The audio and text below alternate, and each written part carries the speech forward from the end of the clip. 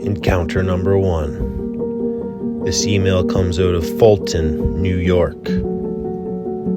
Hello. I just came across your channel and thought maybe you will listen to what I've captured. Seems like no one is taking me seriously, and I'm a bit concerned about what is in the backwoods where I live. I do hope you take a listen and maybe respond to me. Thank you so much for what you're doing. I appreciate it. Deborah, Mosley. Now let's take a listen to what Deborah recorded from her back porch. These sounds were coming from the forest behind her house.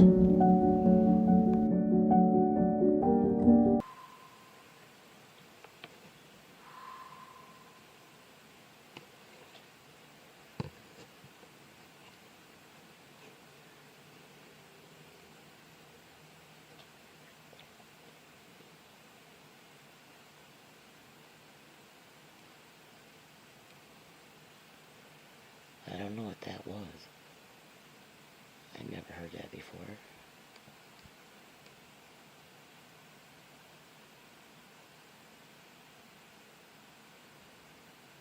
Ooh, I wonder if Robert ever heard one of that sound before.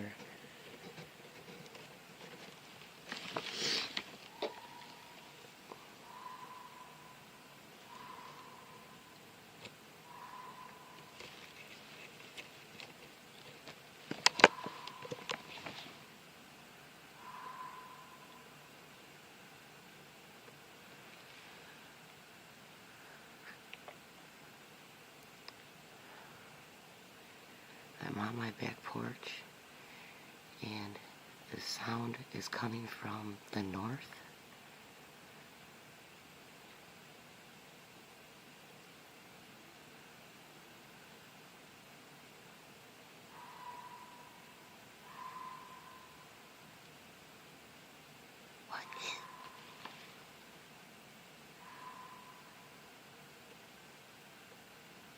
What is that?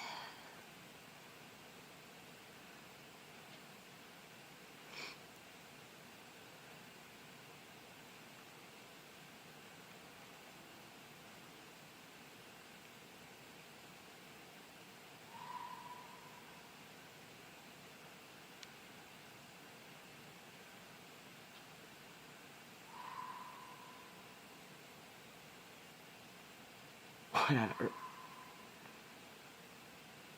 What the heck?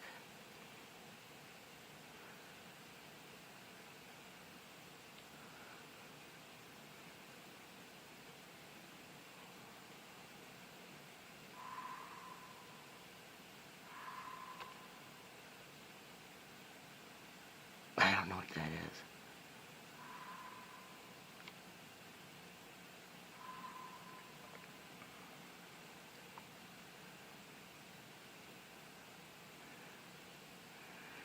I think I'm gonna get dressed and go out front and see what that is. That's what I'm gonna do. Thank you, Deborah, for sending that in. So this, whatever that is, it is quite a distance away. It's very hard to hear. So right now we're going to cut Deborah's voice right out of the video, and I selected all the sounds that I could hear back there, and we're just going to play the sounds, and we're going to enhance the volume. So hopefully you're not wearing headphones. This may explode in your ear. Just a little warning, and we'll see what we can hear, see if it's any more clear to us.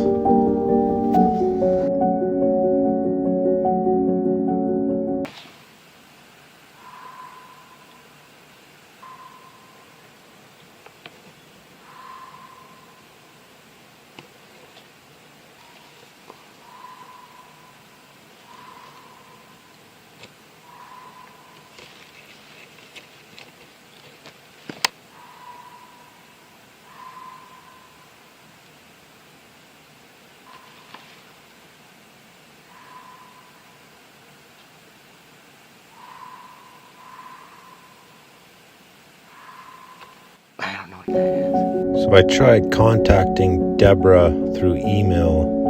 I haven't heard back yet. I was just asking if she had any more she would like to add to her encounters and such. Like I said before, these emails that I've been doing the encounter stories on, they are some from over a year old. I'm just digging through the pile, starting from the beginning, and I'm going to work my way through.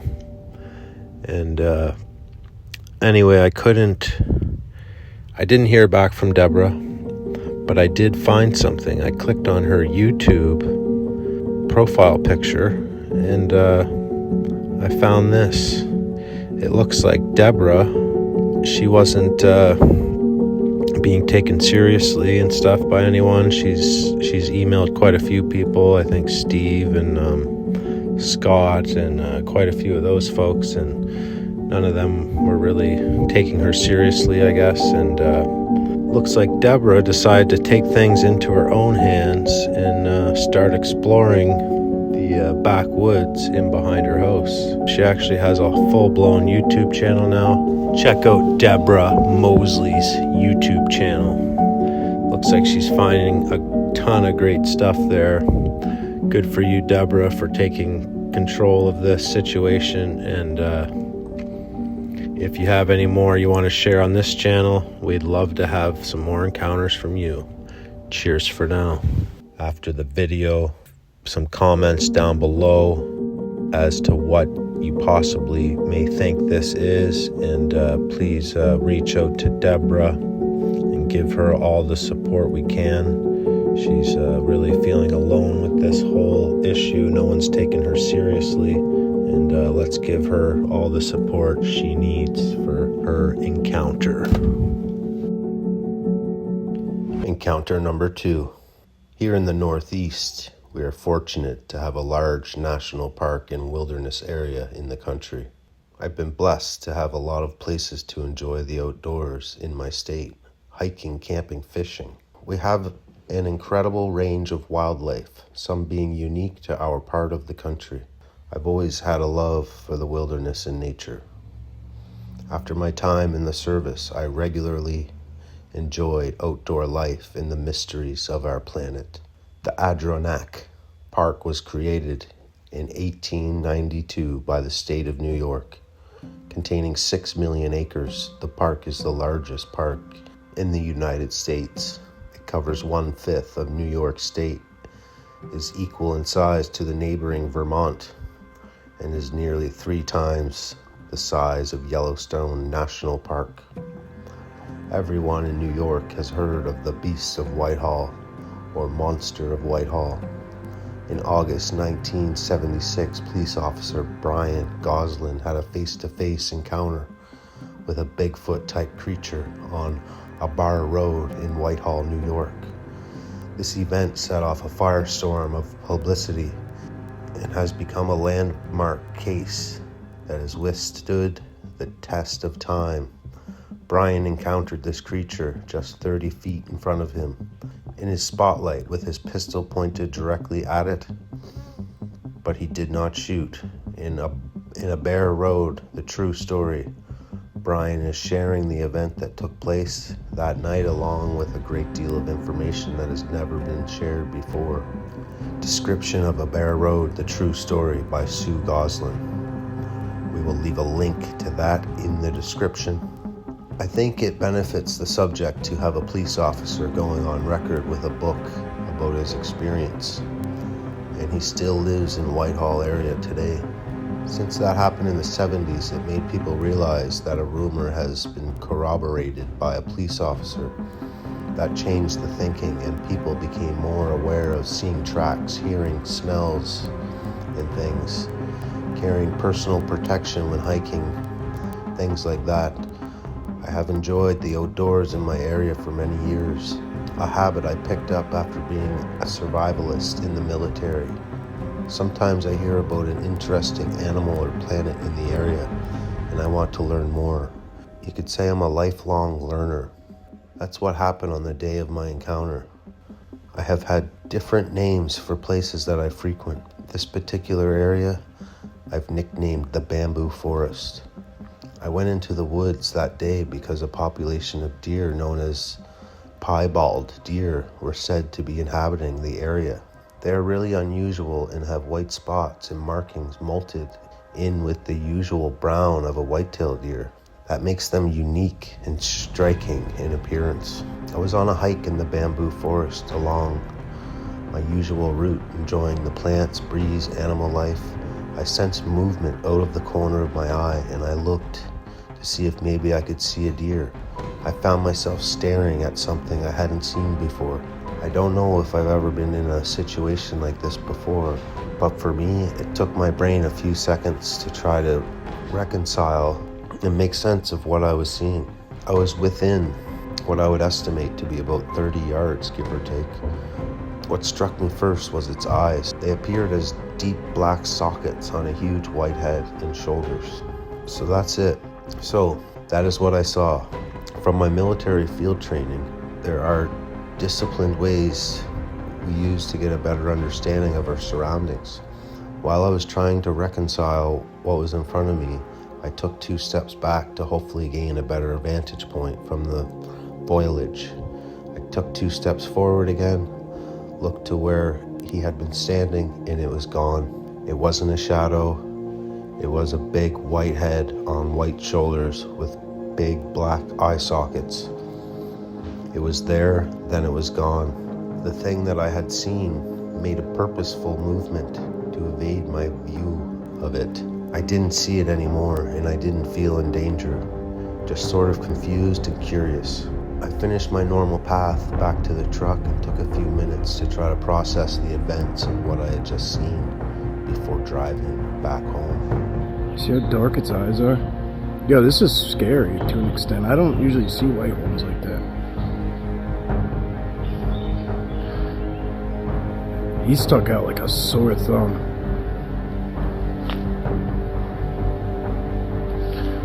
Hi, buddy.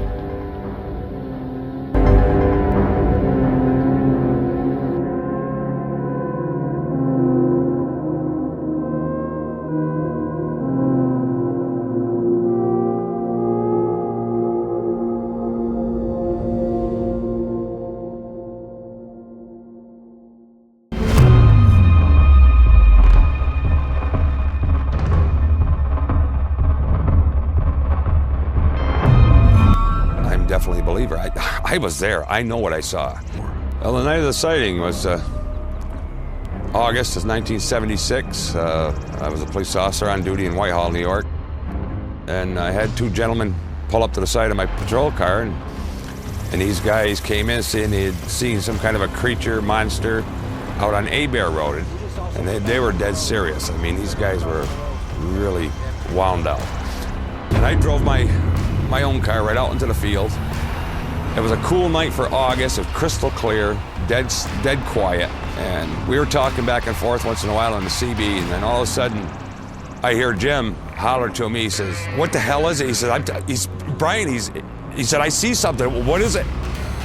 Jim come tearing out of the field with the patrol car, and he headed back to Whitehall. I listened to this for a few minutes coming across the meadow. And I'm not scared like a child seeing the boogeyman, but my skin was crawling, my hair was standing on end. I knew there was something coming at me, towards me. It wasn't avoiding me. I got out of the car, I had the door open, had my 357 in my hand, hammer pulled back, and I flicked that light on, and all I remember seeing was a creature, 7.5, 8 foot tall, 400 pounds, hairy. And when I hit it with the spotlight, it brought hands, not paws, brought hands up and covered its face. And I can remember, it's etched in my mind. It let out such a blood-curdling, deep-toned screech.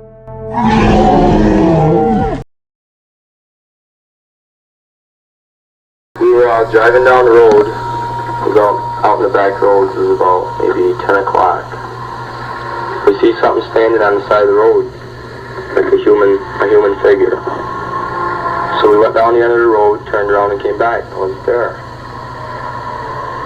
So we stopped.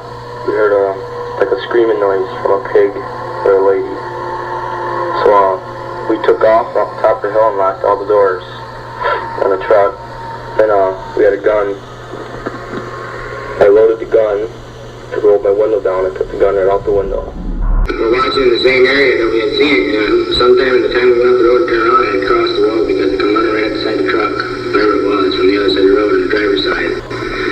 And I just took right off because I didn't know what it was. It was just something big running at us at that time. We didn't really get a real good look at it. We come back into town and told my friend, his brother, about it. And he was laughing at us, you know. I said, all right. So we brought him back out. Yeah, we brought Bart out with us, me and Marty. We went out. We stopped on the side of the road again. And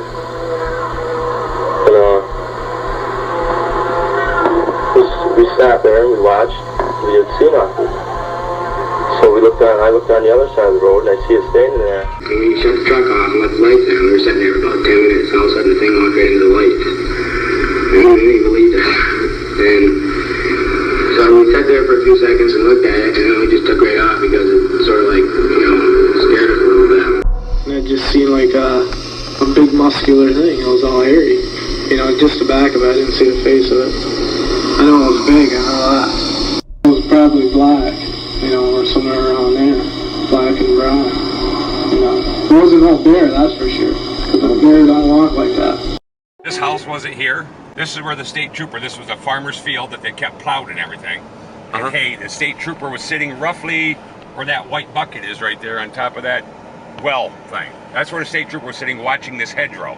Okay. He was on this side. This is the time of the year when there's all kinds of creature noises at night. Katydids, crickets, you name it. It was dead silent. The moon, I can't remember, was close to being full. And me and Jim, we were on CB radio. We went to some like channel 4 or something like that, so we didn't have all that hubbub. And we're talking back and forth. Now we had sat out here. I'm sat out here. I had taken the dome light right out of the bulb out of my dome light, so I could keep my door open, so there was no light at all, you know. And you could see roughly 50, 60, 70 yards out there, halfway decent. And we're talking back and forth. Next thing I know, I hear Jim. Jesus Christ! Excuse my mouth. Jesus Christ! What the? Is that? What the? I said, what? What are you, Jim? What? I'm getting the f out of here. That's what he said. And all I remember seeing was the state trooper car go right down here. All I could hear up on that hedgerow, of course, this house wasn't here. Like I said, this house over here wasn't here. All I could hear was branches breaking and weird noises. Like I said, sticks, branches, and then everything was dead silent. By then, I've got goosebumps the size of watermelons on my arms and stuff, saying, what the hell's going on? And like I said, the grass was up to here, and all I could hear was this whooshing noise. And the way I explained it was like a heavy person wearing corduroy pants, walking, with their thighs rubbing together. Whoosh, whoosh. That's all I could hear. And I've got my spotlight in my right hand. I got my handgun out. I've got my door open, and it stopped, it start, it stopped, it start, and then all of a sudden it's getting louder. Now this took roughly 15 to 20 minutes, and something just told me, turn your spotlight on. Roughly 30 feet off to my right, in front of my car, this thing is standing there. It would be in this little swampy area right here, but closer to the edge where it's cut. And you got to realize this has gotten wider over the years, so on and so forth. It was 99% hay, like I said. The grass was up to here on me. I get goosebumps again every time I go through this, because all I could tell you is what I saw was a creature that was 7 to 8 foot tall. And what impressed me the most when I hit it with the spotlight was red eyes. What I always said, it was about the size of mayonnaise jar covers, round like that. It just brought what it looked to me like hands up like this and let out one hell of a deep from the gut. I figured male because of it'd be like me trying to make a noise like that. Only has crank the volume on that, because you can't possibly do it as long as you can't get enough air in your lungs to make the noise for the longevity that it did. It was like this, and then it turned to its left. And when its arms come down, I noticed the arms, like my hands are here. I'm a little over 6 foot. Hands were down here, the ends of the hands. It had a neck, like I said, they asked about neck. I don't remember a neck. It was like a head on top of shoulders. And when its arms were up, it had hair hung down, I dare say 8, 10, 12 inches. And it was like an orangutan. you know, like an orangutan with picks up that hair that hangs down, same thing. Oh yeah, it was human-like, dark colored hair. Like, to me, I have to say it would be a dark red, almost black. And when it turned to go away, I can still see it. It's like the hair is coming in this way, and you could see clay, like leaves, twigs, like it had been nesting, laying something, because this area just over the top of them trees right here at the end of this field goes right down to the Pony River. It's thick, heavy clay. It started going across the field. That was on one of these, but this thing was covering 5-6 foot. We'd have to run to keep up with it. Fast walk, like a horse who can gallop or run, same thing. It went into that corner right down there, and I'll bet it didn't take it less than a minute to get there. And when it got down there, and I'm sitting here scratching my head, because I've seen something, I've experienced something that don't exist, and I've been asked why he didn't shoot, because it'd be like him putting on a suit and coming up. You still got that in your, when they say your life flashing before your eyes, believe you me, my childhood, things that happened in my young adulthood, everything's just that quick. I wanted to shoot, but I couldn't shoot. Did I feel hostility? No, because from where that trooper was parked, which is what, 200 plus yards up there, to here, he could have went any place in between. It was like it was coming out to find out, what am I doing here? In the same instance, from the night before, this thing had come out of here and gone that direction. It was going the same way again. And anyway, when I got down to the end of that field, all I can remember is it turning around, because I got the spotlight and I watched it all the way. And it did one of these, "Arr! Arr! Arr!"